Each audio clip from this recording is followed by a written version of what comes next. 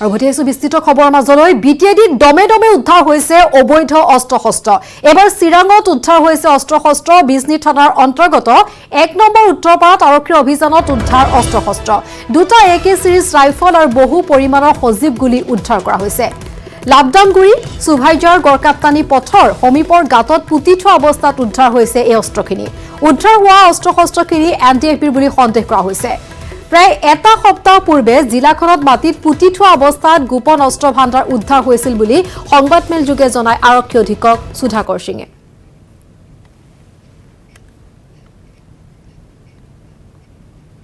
Information develop কৰি পেলাই আমাৰ এডিশনাল SP আৰু SDPO বিজনী আৰু আমাৰ OC আমাৰ বিজনী থানা ষ্টাফ তেওঁলোকে তেওঁলোক গৈ পেলাই যিটো এৰিয়াত আমাৰ খবৰ আছিলে এটো লাবডাংগুৰি ৰোডৰ ওচৰত এক্সাক্ট গাঁওটো হ'ল আপোনাৰ নম্বৰ 1 উত্তৰপাৰা ভিলেজ এটো বিজনী PS আন্ডাৰত তাতে ৰাস্তাৰ পৰা প্ৰায় 70-80 মিটাৰছ মান ভিতৰত হাবিত কেইবাটাও জায়গাত বিচৰা হ'ল তো এক জায়গাত গাঁত খান্দুতে এই হাতিয়াৰ মৰাণ অস্ত্ৰখিনি পোৱা হৈছে দুটা AK-47 তিনটা ম্যাগাজিন আৰু 156 ৰাউণ্ড AK-47 লাইভ এমুনিশন আছে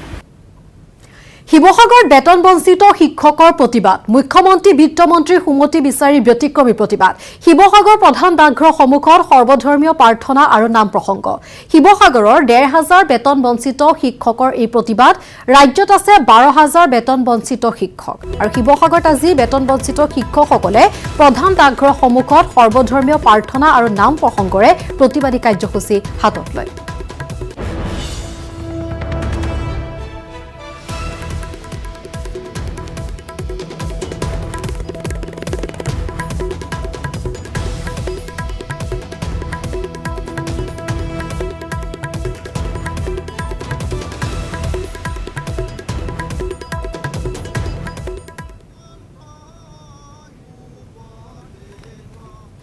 মাইক্ৰ ফাইনেন্সৰ পৰা ঋণ লোৱা হিতাধিকাৰী মহিলাৰ বাবে সুখবৰ সমাগত দুৰ্গা পূজাৰ সময়ত মাইক্ৰ ফাইনেন্সৰ ঋণ পৰিশোধ কৰিব নোৱাৰা মহিলাসকলৰ ঋণ মাফ কৰাৰ পূৰ্ণ সম্ভাৱনা মাইক্ৰ ফাইনেন্স কোম্পানীৰ পৰা ঋণ আদায় লৈ ঋণ পৰিশোধ কৰিব নোৱাৰি সৰ্বশান্ত হোৱা মহিলাসকলক উদ্ধাৰ কৰিবলৈ ডিব্ৰুগড় জিলা সচেতন মহিলা মঞ্চই বিভিন্ন সময়ত আন্দোলন কৰি আহিছিল যাৰ পৰিপ্ৰেক্ষিতত চৰকাৰে এই আন্দোলনৰ মৰ্যাদা প্ৰদান কৰি ভুক্তভোগী মহিলাসকলৰ ঋণ মাফ কৰাৰ কথাটো বাজেটত 500 কোটি টকা ধাৰ্য কৰিছিল এই বছৰে ভুক্তভোগী মহিলাসকলৰ মাজত উৎসাহৰ ঢল গৈছে সাসনিৰ ভুমুক গাঁৱত ডিব্ৰুগড় জিলা সচেতন মহিলা মঞ্চৰ সৌজন্যত তথা সাসনি আঞ্চলিক সচেতন মহিলা মঞ্চৰ উদ্যোগত ক্ষুদ্ৰ বৃত্তীয় প্ৰতিষ্ঠানৰ ঋণ মাফৰ সন্দৰ্ভত এক আলোচনা চক্ৰ অনুষ্ঠিত হয় প্ৰায় 3 শতাধিক মহিলাই অংশ লোৱা আলোচনা সভাত বিজেপি সম্পাদক তথা যুৱ নেতা তৰংগ গগৈয়ে সমাগত দুৰ্গা পূজাৰ সময়ত এই ঋণ মাফ কৰাৰ বাবে চৰকাৰে আঁচনি গ্ৰহণ কৰাৰ কথা অৱগত কৰে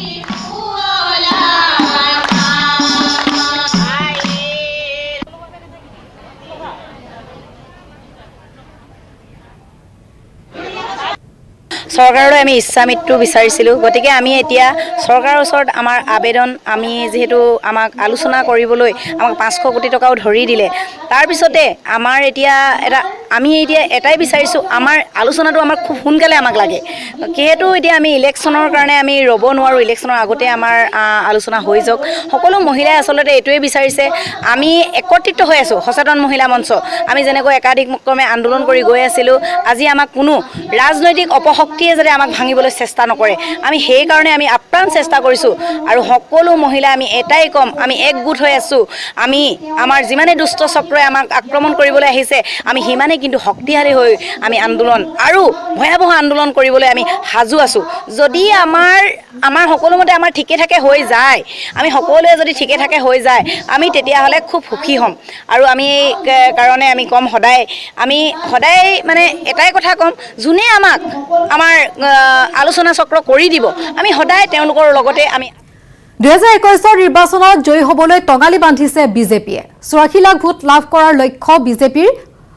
56% ভোট লাভ কৰাৰ লক্ষ্য বিজেপিৰ কেন্দ্ৰীয় সাংগঠনিক সম্পাদক BS সন্তোষৰ বৈঠকৰ পিছত এই মন্তব্য ৰাজ্যিক বিজেপিৰ মুখপাত্ৰ ৰূপন গোস্বামীৰ 100 দিনীয়া নিৰ্বাচনৰ ৰণকৌশল প্ৰস্তুত কৰিব বিজেপিয়ে 14 ছেপ্টেম্বৰৰ পৰা বিজেপিয়ে সমগ্ৰ দেশত সপ্তাহজোৰা কাৰ্যসূচীৰে পালন কৰিব প্ৰধানমন্ত্ৰী নৰেন্দ্ৰ মোদীৰ জন্মদিন ইতিমধ্যে আমাৰ 42 লক্ষ সদস্য আছে আৰু এই 42 লক্ষ সদস্য এটা ভোট কেনেকৈ আনিব পাৰোঁ, এটা যদি ভোট আনো আমাৰ প্ৰায় 84 লাখ ভোট আমি পাবলৈ সক্ষম হ'ম। আমাৰ ইয়াত অসমত প্ৰায় 2 কোটি ভোটাৰ আছে আৰু তাৰে ভিতৰত 75% ধৰিলে 1.5 কোটিমান পলিং হয় আৰু তাৰ ভিতৰত যদি আমি 44 লক্ষ ভোট পাবলৈ সক্ষম হয়, প্ৰায় 56% হয়, আমি আমাৰ জয় নিশ্চিত। আগন্তুক নিৰ্বাচনত চেলেঞ্জেছ আছে, তাৰ লগত সম্পূৰ্ণ অপৰচুনিটিজ আছে আৰু আমি বিচাৰোঁ যে আমি ষ্ট্ৰং বিৰোধী আমাক লাগে, আমি সক্ষম, আমাৰ এইখিনি আত্মবিশ্বাস প্ৰত্যেকজন কাৰ্যকৰ্তাৰে আছে। গতিকে আগন্তুক নিৰ্বাচনৰ কাৰণে আমাৰ দল সম্পূৰ্ণ প্ৰস্তুত।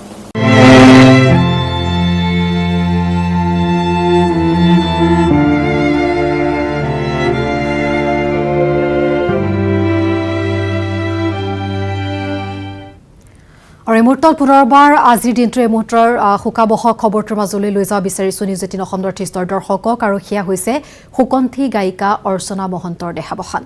গুৱাহাটী মহানগৰী হেল্থ চিটি হস্পিটেলত মৃত্যু ঘটিছে অৰ্চনা মহন্তৰ। আৰু কিছুদিন ধৰি অসুস্থ হৈ আছিল অৰ্চনা মহন্ত। 14 জুলাইত হৃদৰোগত আক্ৰান্ত হৈছিল অৰ্চনা মহন্ত। তেতিয়াৰ পৰা চিকিৎসাধীন হৈ আছিল সুকণ্ঠী গায়িকাগৰাকী। আৰু মাজতে তেওঁৰ স্বাস্থ্যৰ কিছু উন্নত ঘটাত অৱস্থা উন্নত হোৱাত তেওঁক বাসগৃহলৈ পঠিয়াই দিয়া হৈছিল, কিন্তু পুনৰ অসুস্থ হৈ পৰাত হেল্থ চিটি হস্পিটেলত ভৰ্তি কৰা হৈছিল। আৰু হেল্থ চিটি হস্পিটেলত কালি নিশা মৃত্যুক আঁকোৱালি লয় অৰ্চনা মহন্তই। অৰ্চনা মহন্ত প্ৰয়াত বিহু সম্ৰাট খগেন মহন্তৰ পত্নী অৰ্চনা মহন্ত, যি নিজৰ প্ৰয়াত স্বামী খগেন মহন্তৰ প্ৰতিটো ক্ষেত্ৰতে ব্যক্তিগত জীৱনৰ পৰা আৰম্ভ কৰি সাংগীতিক ক্ষেত্ৰৰ প্ৰতিটো ক্ষেত্ৰতে তেওঁ সহযোগী হিচাপে আছিল। তেখেতৰ অৰ্ধাংগিনী হোৱাৰ সমান্তৰালভাৱে তেখেতৰ প্ৰতিটো সৃষ্টিৰাজিত আছিল অৰ্চনা মহন্তৰ অৱদান। আৰু আজিৰ দিনটোত সেই সকলো কথা স্মৰণ কৰি শোকস্তব্ধ হৈ পৰিছে তেওঁ পৰিয়ালৰ লোক, শুভাকাংক্ষী আৰু প্ৰতিজন অসমবাসী ৰাইজ। এই মুহূৰ্তত বাসগৃহৰ পৰা পোনপটীয়াভাৱে আমি দেখুৱাইছোঁ এই দৃশ্য, যিহেতু ইতিমধ্যে হেল্থ চিটি হস্পিটেলৰ পৰা অৰ্চনা মহন্তৰ নশ্বৰ দেহ নিগাজীপামৰ বাসগৃহত ৰখা হৈছে। আৰু বিভিন্নজন তালৈ আহিছে অৰ্চনা মহন্তক শেষ শ্ৰদ্ধাঞ্জলি জ্ঞাপন কৰিবৰ বাবে। আৰু এই নিগাজীপামৰ পৰা পোনপটীয়া সম্প্ৰচাৰ। নিগাজীপামত এয়া অন্তিম শয়নত অৰ্চনা মহন্ত।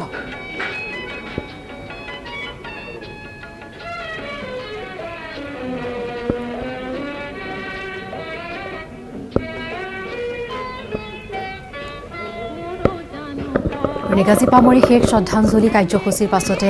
অৰ্চনা মহন্তৰ অন্ত্যেষ্টিক্ৰিয়া আজি বিয়লি ভাগলৈ নৱগ্ৰহ শ্মশানত অন্ত্যেষ্টিক্ৰিয়া সম্পন্ন কৰা হ'ব। আৰু কেমেৰা পাৰ্চন অঞ্জনৰ সহযোগত যিহেতু হীৰকজ্যোতি মালাকাৰে আমাক দেখুৱাই আছে এই পৰিৱেশ, আমি এই মুহূৰ্তত পুনৰবাৰ যাব বিচাৰিছোঁ হীৰকজ্যোতি মালাকাৰ কাষলৈ। হীৰক, আপোনাৰ কাষলৈ আহিছোঁ।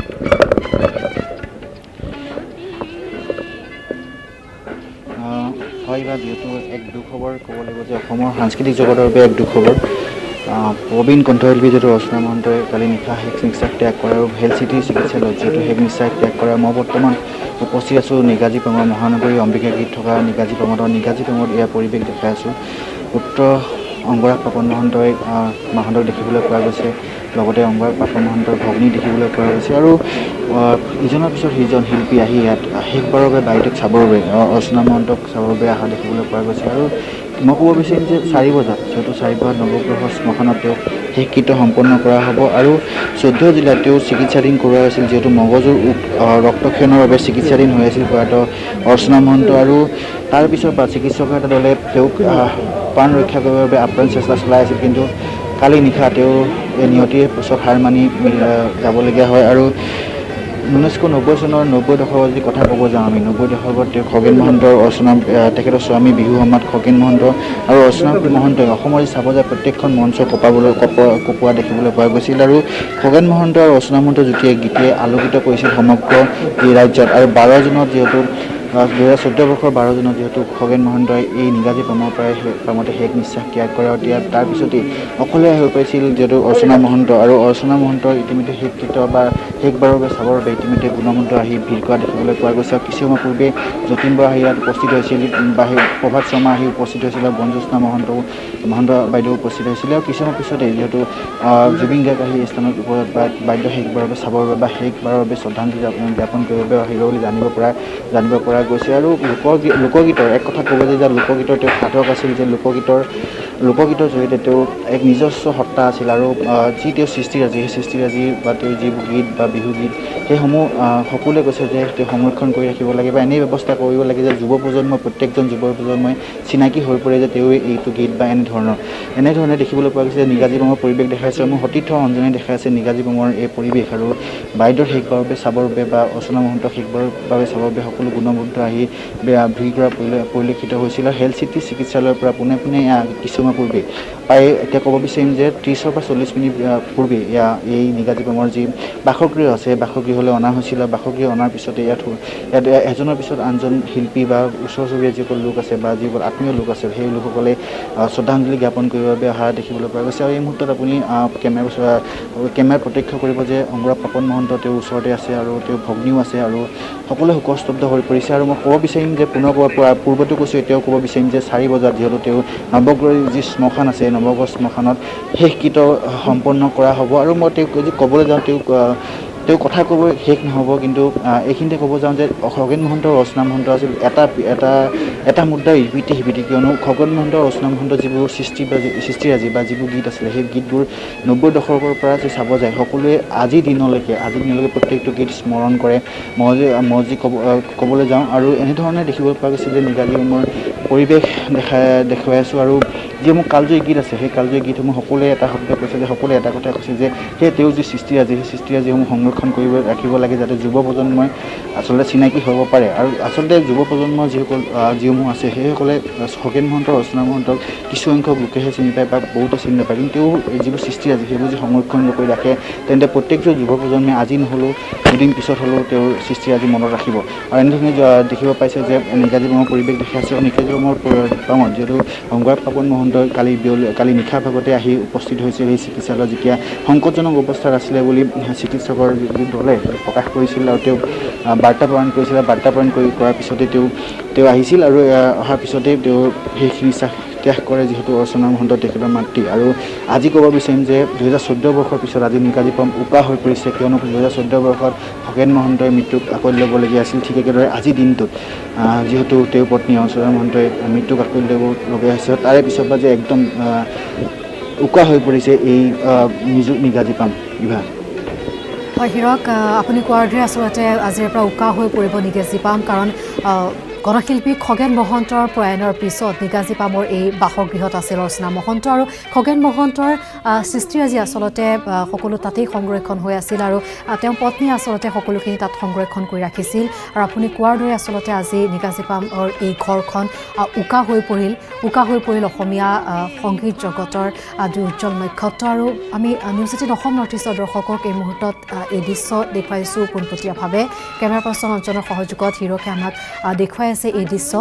অম্বিকাগিৰি নগৰত থকা নিগাজী বামৰ এই বাসগৃহ য'ত এয়া অন্তিম শয়নত অৰ্চনা মহন্ত তেওঁৰ কাষত তেওঁৰ পুত্ৰ অংগৰাগ পাপন মহন্ত তেওঁৰ কাষত তেওঁ জীয়ৰী পৰিয়ালৰ লোক শুভাকাংক্ষী সকলো আছে অম্বিকাগিৰি নগৰৰ নিগাজী বামৰ এই বাসগৃহত অৰ্চনা মহন্তক শেষ শ্ৰদ্ধা জ্ঞাপন কৰিবৰ বাবে উপস্থিত হৈছে সকলো ইতিমধ্যে অসমীয়া সংগীত জগতৰ পৰা আৰম্ভ কৰি সাংস্কৃতিক জগতৰ বহুকেইগৰাকী ব্যক্তি সেই স্থানত উপস্থিত হৈ শেষ শ্ৰদ্ধা জ্ঞাপন কৰিছে অৰ্চনা মহন্তক আৰু অনুৰাগী শুভাকাংক্ষীসকলৰ যিহেতু সোঁত বহি আছে আহি আছে ইজনৰ পিছত আনজন গতিকে কিছু সময়ৰ বাবে এই বাসগৃহতে ৰখা হ'ব অৰ্চনা মহন্তৰ নশ্বৰ দেহ আৰু তাৰ পাছত আজি বিয়লি প্ৰায় 4মান বজাত তেওঁক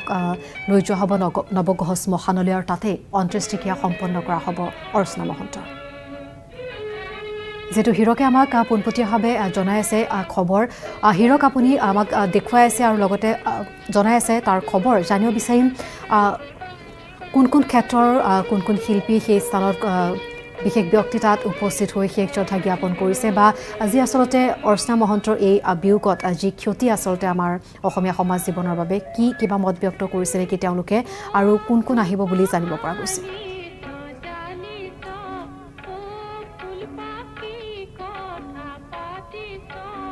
হীৰক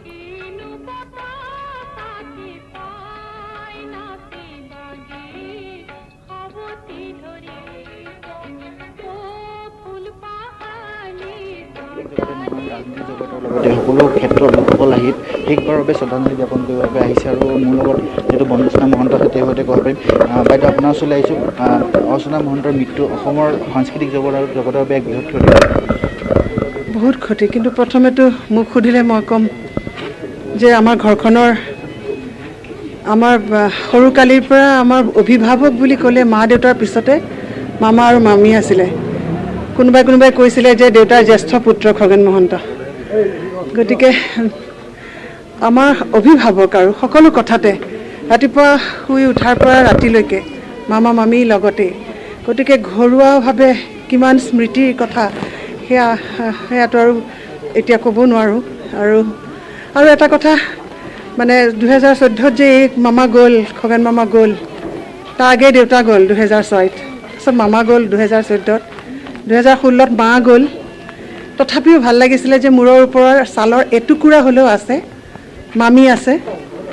অসুস্থ আছিল সেইটো হয় যোৱা এটা বছৰ ধৰি মামী যথেষ্ট কষ্ট সন্মুখীন হ'ব লগা হৈছিলে তথাপি মামী আছিলে মামী ওচৰলৈ আহিছিলোঁ মামীয়ে ফোন এটাকে কৰিছিলে আৰু এতিয়া মামী গ'ল আজি তাকে লাগিছে এনেকুৱা যেন মূৰৰ ওপৰত আৰু সমস্ত ছাল নোহোৱা হ'ল একেবাৰে শূন্য অনুভৱ কৰিছোঁ এতিয়াহে অনুভৱ কৰিছোঁ যে মা দেউতা মামা মামী নাই কোনো নাই কিন্তু এইটোও ঠিক যে মামা মামীয়ে তেওঁলোকৰ জীৱন্ত কালত তেওঁলোকৰ যিখিনি কৰ্মময় সময় সেই সময়খিনি তেওঁলোকে কেৱল অসমৰ সমাজ আৰু সংস্কৃতিৰ বাবে কাম কৰিলে আৰু তেওঁলোকে যিখিনি কৰ্ম এৰি থৈ গ'ল সেই কৰ্মৰ মাজতে আচলতে মামা মামী সদায় দুটা উজ্জ্বল তৰা হৈ জিলিকি থাকিব আৰু মামাৰ গাৰ লগৰ ছাঁ আছিলে মামী গতিকে মামাৰ ওচৰলৈকে গুচি গ'ল চাগে মামী আৰু ছবি হৈ গ'ল আমাৰ কাৰণে এতিয়া এখন তথাপিও বাৰে বাৰে ভাবিছোঁ যে নহয় মামা মামীয়ে যি কৰিলে অসমৰ সাংস্কৃতিক জগতখনত যি তেওঁলোকৰ অৱদান দিলে সেই অৱদানৰ মাজত তেওঁলোক জীয়াই থাকিব আমিও পাই থাকিম মামা মামীক আৰু তেওঁলোকৰ সেই কৰ্মৰাজিৰ প্ৰতি শ্ৰদ্ধা জনোৱাই আমাৰ কাম হ'ব তাক